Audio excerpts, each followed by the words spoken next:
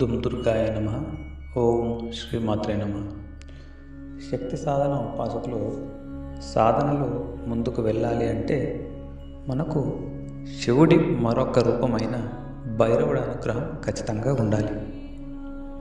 భైరవ సాధన వల్ల శక్తి సాధనకు స్థిరత్వం ఏర్పడుతుంది. ఆ స్థిరత్వం ఒక్కసారి ఏర్పడితే అమ్మవారి అనుగ్రహానికి మనం పాత్రలు అవ్వడానికి దారి తెరుచుకుంటుంది. భైరవ సాధన, భైరవ కృప మనకు దక్కాలంటే భైరవ సాధనను భైరవ కృష్ణ అష్టమి రోజున మొదలుపెట్టాలి. అష్టమి తిథి భైరవుడికి చాలా ప్రీతికరం. శక్తి శివుడు లేకుండా ఉండదు. అలాగే శక్తి లేకుండా శివుడు శవంతో సమానం అని అంటారు. కనుక మనం శక్తి ఆరాధన చేయాలి అంటే ముఖ్యంగా శివుడి మరొక స్వరూపమైన భైరవుడి కృప మన మీద ఉండాలి. అందరూ భైరవుడు అనగానే ఆయన శ్మశానవాసి అని పొరపాటు పడతారు. నిజంగా ఆలోచిస్తే ఈ ప్రపంచమంతా శ్మశానమే. ఎందుకంటే చావు అనేది ఎక్కడైనా ఎప్పుడైనా జరగవచ్చు. కనుక మనం భైరవ సాధన చేసి శక్తి సాధన చేయగలిగితే ఖచ్చితంగా శక్తి ఉపాసనలు పురోగతి చెందగలం.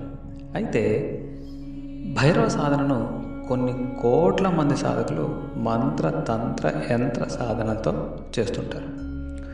ఒకటి మనం గుర్తుంచుకోవాల్సిన అంశం, భైరవుడిని కోరికలు కోరకుండా ఆయన ప్రీత్యర్థం సాధన చేస్తున్నాము అని సంకల్పం చెప్పుకొని సాధన చేసుకోవాలి. సాధన చేసే ముందు స్నాన కార్యక్రమాలు ముగించుకొని వీలైతే నల్లటి వస్త్రాలు లేదా కనీసం పైన శరీరం మీద నల్లటి వస్త్రం కప్పుకొని మనం సాధన ప్రారంభించాలి. తూర్పు లేదా ఉత్తరం దిక్కున ఆసనం వేసుకొని కూర్చోవాలి. భైరవుడిని మనసులో ధ్యానం చేసుకొని పంచోపచార పూజలు చేయాలి.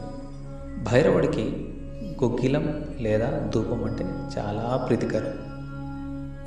సో గుగ్గిలం కానీ ధూపం కానీ మనం వెలిగించి చేసుకోవాలి. పంచోపచార పూజా విధానం గురించి మునుపటి వీడియో లింక్ వీడియో డిస్క్రిప్షన్లో ఉంచుతాను. పంచోపచార పూజా విధానం గురించి అనుమానం ఉన్నవాళ్ళు చూడగలరు. పంచోపచార పూజల్లో ధూపం, దీపం, నైవేద్యం మన ఇంట్లో చేసుకుని ఎటువంటి నైవేద్యమైనా భైరవుడికి సమర్పించవచ్చు. అదే తంత్ర విద్యలో అయితే మాంసం, మద్యం సమర్పిస్తారు. ఇక్కడ మనం అది చేయడం లేదు. నైవేద్యం సమర్పిస్తున్నప్పుడు దానిని 2 భాగాలుగా విభజించి సాధన అనంతరం ఒక భాగం భైరవుడి వాహనమైన కుక్కకు పెట్టాలి. మన సాధన ఎంత తీవ్రంగా, ఎంత ఏకాగ్రతతో చేస్తున్నాం అనేదే ముఖ్యం. ఏకాగ్రత లేని సాధన ఫలితం తక్కువ ఇస్తుంది. మనం ఎలా సాధన చేసి ఫలితం దక్కుతుంది? అయితే మన పూర్వజన్మ ఫలితం ఈ జన్మ ఫలితం మీద ఆధారపడి ఉంటుంది. కనుక మన సాధన సరైన పద్ధతిలో చేస్తున్నామా లేదా అనేది మనం చూసుకోవాలి. మన సాధన సరి అయిన పద్ధతిలో చేస్తే దాని ఫలితం కూడా మనకు అలాగే అందుతుంది. పంచోపచారాలు చేశాక భైరవుడి కృప, కరుణ, శక్తి సాధన కోసం కలగాలని మనం మానసికంగా స్వామిని వేడుకోవాలి. పంచోపచారాలు చేసి స్వామిని మనం ఆయన కృపా కరుణా కటాక్షం మన మీద కలగాలని సంకల్పం చేసుకున్న తర్వాత ఓం భైరవాయ నమః అనే నామమంత్రాన్ని శక్తానుసారం 108 మాలలు చేయాలి. ఇది రుద్రాక్ష మాలతో జపం చేయాలి. తర్వాత కాలభైరవాష్టకం 11 సార్లు పఠనం చేయాలి. సాధన తర్వాత మానసికంగా సాధనని భైరవుడికి సమర్పణం చేయాలి. ఈ సాధన మనం కనీసం ఒక 2 సంవత్సరాలు ప్రతిరోజు ఒకే సమయానికి ఒకే ప్రదేశంలో చేయాలి. అప్పుడే మనకు ఒక అధికారం ప్రాప్తి జరుగుతుంది. ఒక్కసారి మనకు అధికారం ప్రాప్తి చెందితే మనకు సాధన పురోగతి చెందడానికి మార్గం సులభతరం అవుతుంది. తర్వాత భైరవ సాధన చేస్తున్న కొద్దీ మనం శక్తి సాధనలో వారాహి దేవిని ధ్యానం చేసుకొని వారాహి మూల మంత్రాన్ని 108 సార్లు జపం చేయాలి.